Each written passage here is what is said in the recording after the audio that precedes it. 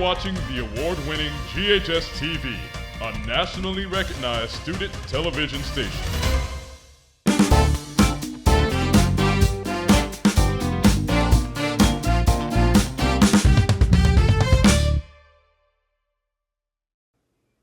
Hello and welcome to GHS-TV's award-winning talk show, Crosstalk. I'm Calvin Nicholson. Let's talk about you. What's going on in your life, whether at home or at school? Artificial intelligence is all around us. As ChatGPT gets more advanced, deepfakes are on the rise, whether we notice it or not, and the laws are not keeping up. Additionally, the use of AI in the classroom is having a greater impact than expected. Students are using AI to use for write papers and with homework. Some say it's plagiarism, but is it really? Here to help me tackle the issue is University of Memphis professor Meghnad Bose. Nice to have you on the show, Mr. Bose. Thank you for having me. All right, so I want to jump straight in it. AI is necessarily, to say, all around us. We're using it everywhere, whether it be in classrooms. You're seeing it now more in news. It's over the internet. It's just taking over right now. So I want to jump straight in here. What can you tell me about the evolvement of AI? I mean, look, it went from being unheard of in mainstream circles, right? Like layman usage, to just being everywhere. Your grandparent probably uses it, as does like an 8-year-old, right? You were talking about AI in education. Now that's such a tricky sort of minefield because it can definitely be used in so many interesting ways, novel ways to expedite things that would otherwise take forever. But at the same time, it could also be used to write assignments without even reading the source material, to, like you said, write papers. Even when you're not supposed to use it, it could be used to write articles where you've not done the research and what you've actually written, thanks to AI, is factually incorrect. So there are a lot of harms, dangers, as well as opportunities. And it's really like this devastating mixed bag of opportunities and threats simultaneously.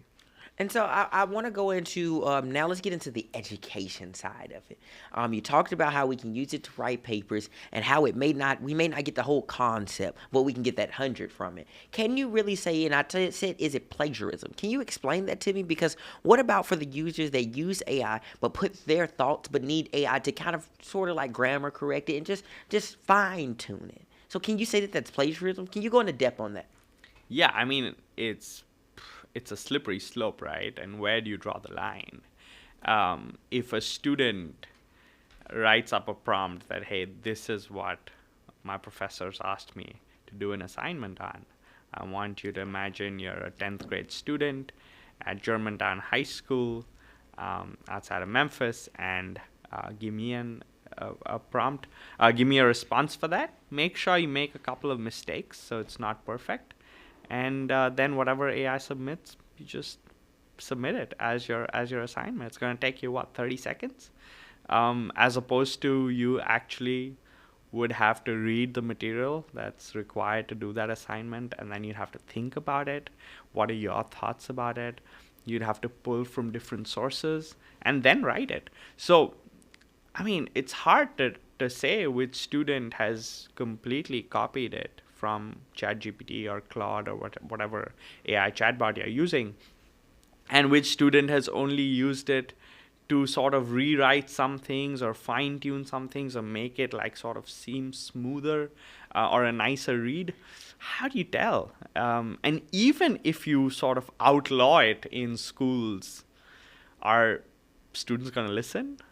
Is there a way to detect it? I mean, there are attempts that have been made to track whether something's AI or not, but so far those attempts haven't been very good. Because there's an AI source that a detection bot, called like the Quill bot. I know a lot of universities have subscriptions to it to detect the AI. So, but the problem is when students have subscription to it and all they're doing is fine tuning it and paraphrasing it from what the Quillbot said is maybe 100% AI, I see where you're saying it's hard to kind of detect it. So I must ask you now, how do you feel for the students that actually either use AI to fine tune or don't use AI at all, but it's such a good text, it's such a good read that the AI bot detects it as fully AI? I mean, look, there's also the element of peer pressure, right? If all your friends are doing it, are finishing the assignments in 5 minutes, and you're taking 5 hours to do it, they're going to have more time on their hands. They're going to be able to, like, sort of put that pressure on you. Hey, we're all doing it, so why don't you as well? The thing is that I think it sort of fundamentally, I mean, look, it's important for students to learn how to use AI, but it's also important to learn in the classroom and to read the material that's given to you instead of just processing it through AI. Because when you do read the material that's given to you, you learn yourself, right? So you build your own thoughts because you find out more about the subjects that you're supposed to be learning. Because, look, it's not about being utilitarian, right? Your job here in school isn't just to complete every assignment you've been given. The reason you have those assignments is so that you learn, right? And so it's this huge challenge that educators are facing right now, that they have to contend with, that how does the learning process seem more engaging and fruitful and enjoyable for students so that they don't want to use AI to submit their assignments? Or how can the assignments be made interesting or created in a way that students don't feel like using AI and instead want to put in that human effort? And I want to shift gears for just a moment. You worked in journalism. So let's talk about in journalism. You work in journalism. I apologize. You work in journalism. So let's go into AI in the news side of things. We're seeing AI, whether it be reporters using it to write the scripts or whether AI is picking what's the best news article for me on my feed and on my timeline, making those decisions for me rather than me going to look for them. Let's talk about AI in news. What are the evolvements you saw there? Yeah, I mean, I think both of those things are really important, right? When AI selects the news, I mean, algorithms have been doing it on social media for more than a decade now. They've been creating echo chambers, right? So if you like a certain type of content, you'll get shown more of that content. Now, if you like cat videos instead of dog videos and you're shown more cat videos, that doesn't affect the state of our democracy. But if you like a particular type of conspiracy theory and suddenly you're shown hundreds of videos of related conspiracy theories, you're going down that rabbit hole of radicalization before you know it, and the social media companies are contributing to it, right? So there are very different kinds of impacts that algorithms powered by AI can have in the creation of echo chambers, in the furthering of radicalization of our neighbors, of ourselves. And so that's one problem. The other problem is within the newsroom. Even if the newsroom policy is that journalists shouldn't be using AI, what if, just like the students, the journalists are also using AI in ways that they're not supposed to be? What if the quotes that are there in the article, what if those quotes are actually not said by people and have just been made up by AI? And we've seen newsrooms get caught doing this, where they've literally made up stuff and published it. And only when people have pointed that out, that, hey, that's not true, that seems like AI, have they had to retract those stories. So I think on both sides, those are huge challenges. And we need to figure out ways. It's just hard to figure out what the solution is in these cases. And I just say, and in closing, I think we can both agree that AI is truly all around us. It's attacking education, the news. It's coming from every which way. So I'm really excited, but I'm also scared to see where will AI be in the next 10 years. Yeah, I mean, I don't know if I'd use the word attacking. I think it's impacting, both positively and negatively. The only thing is that the negatives can seem so dire that it can almost be like, oh, wait, do we even need the positives if we haven't figured out how to tackle the negatives? In the next 10 years, I think AI usage is going to increase exponentially. I think job losses are going to be a real problem in lots of sort of areas. Do we have alternative options to give these people? Are we going to provide sort of just like food and healthcare and shelter to people who lose, tens of thousands of people who lose jobs due to AI? Are there going to be alternate jobs that come up? Maybe, but maybe not at that scale, right? And so 10 years on, 2035, I think AI will definitely be an even greater part of our lives. But the kind of impact it'll have on industries across the world is something we just cannot be sure of right yet. Mr. Bose, it was a pleasure talking to you today. You've shined a light on such a big, broad topic. Thank you so much. Thank you so much. Appreciate it. Our group chat will weigh in on this conversation after the break. Will they actually join us? We will see. If not, we can make a deep fake and you won't be able to tell anyway. We'll be right back on Crosstalk. You're watching the award-winning GHS-TV, a nationally recognized student television station. Hello, and welcome to another season of Red Devil Postgame. So GHS-TV tries to model a real working station. I really thought it was cool when I first started studio and all the opportunities that it was able to provide for me. That would be 36 out of 36. It's a rigorous class that demands a lot from students. At times, you are going to be thrown into the fire to where you're just going to have to figure it out yourself. Which is really great because then we gain more knowledge. Our teachers will give us how to start, but then we're left to make up the whole entire process. It just seems to me it's not enough space in the beginning. If it's not, let's figure out what we can do. They can be a producer, they can be a director, they can work graphics and learn audio. They can go out and shoot field reports. Akila, back to you. And it's a challenge to throw them into the environment and say, here's a camera, go out and record this interview and some B-roll. But those are the challenges that grow students to do bigger projects. Welcome to Red Devil Newsbeat. In GHS-TV, we have a variety of shows. We have Crosstalk. Hello, and welcome to GHS-TV's award-winning talk show, Crosstalk. We have Insider, which is all about Germantown. Hello and welcome to GHS Insider, the show that's all about the G. Some things that I've learned from this class is that how to work as a team. We learn how to communicate better with people. Something I'll take with me from in the future is their slogan, check, double check, and check again. There's so many different things you can do here. I would say take risks. Push yourself further than you think you can go, and we will help guide you there. Go Red Devils! For more information about the Kappa program, visit ghskappa.com or call 755-7775.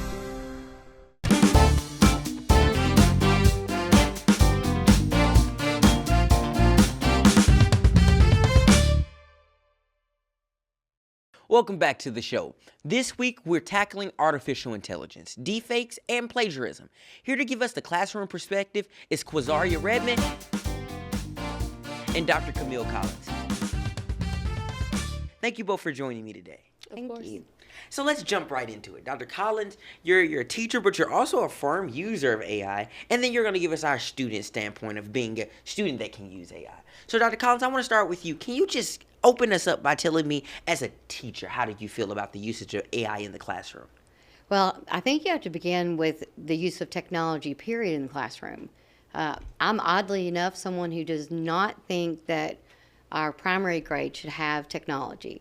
It has built-in crutches, it has built-in just ways of thinking, and we're losing that ability to cognitively think at a higher level.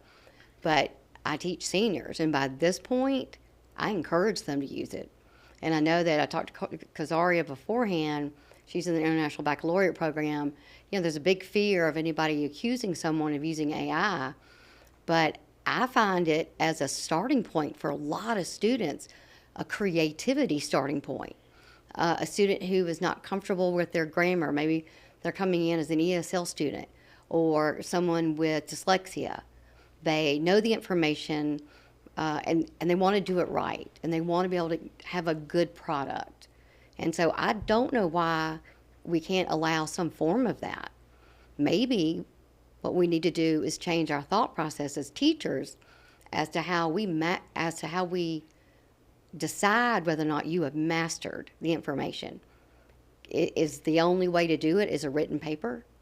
Qa'Zaria, could you just dive into it with me as a student? What is your perspective on the usage of AI in the classroom? So my perspective as an international baccalaureate student, as Ms. Collins said, I feel that I do have a fear of IB in the depths of ChatGPT specifically, because for one, it can be very enabling, but there are pros and cons to it. You can use it to get a groundwork for an assignment, to understand the instructions specifically, but when you get into having it do the entire assignment for you, when you don't actually comprehend what you are supposed to learn, is when things do get tricky. So for me, I feel that I have, the right background to be able to write a well thought out paper. I mean, we even have extended essays where we write 4,000 words, right? And we have to have it submitted. So I think I am definitely in capacity to get that done, but for students who are in regular classes, maybe even honors classes, they may not. So for me, my work may be to take that as AI, but I am in the International Baccalaureate program, and for students who have the same assignment and they aren't, it could be flagged.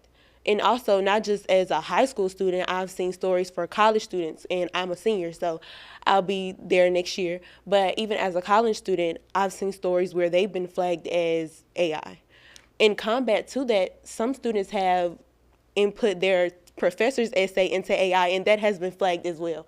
So not only are there pros and cons, but to understanding what does AI do in terms of certain assignments, it can be confusing.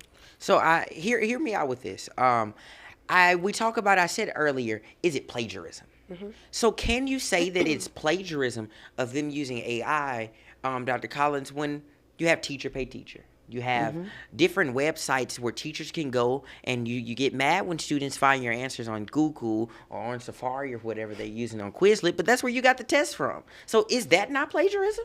Well, and I think that is a great point, because I would say that the vast majority of the teachers on this campus are using some form of AI to write their tests. And why wouldn't they? It's the most efficient way to do it. However, if you don't take the time to read the questions that were provided, then that's on the teacher. So getting multiple databases of questions is wonderful, but the teacher has to take that step of saying, okay, that's a misleading question, that's not a correct answer. I mean, I have to know what's right and what's wrong. I can make it an efficient tool, but then I have to make it a tool that can truly assess mastery. And so I want to just touch on this for a moment. You talked about how you have students that just have very great writing skills. Mm-hmm. They have like terrific writing skills that necessarily may be detected as AI. When talking to Mr. Bose from University of Memphis, as you guys heard earlier, right. We kind of talked about it a little bit. Students that have great writing skills, but kind of just, Dr. Collins, it seems to be AI. So what can you say? Is it one bad apple spoiling the bunch for everyone? Well, I think it all comes down to what teachers determine as mastery of their content. Is it a written paper? We have gotten ourselves into this idea that the only way to judge your knowledge is for you to write something down. This program alone shows that you did not need to write a paper. You are showing your mastery of this field by what you're doing here today. You have no script. I've worked with you for years. You will talk about ideas, and then you come back and this is your mastery. It wasn't a piece of paper. And I truly understand that, because you being in the International Baccalaureate program, can you tell me some different ways you believe that mastery can even be shown, besides with the writing of a paper and being accused of using AI? So I think not just writing a paper can define efficiency, but also cold calling, which will be happening in next year when I go to college.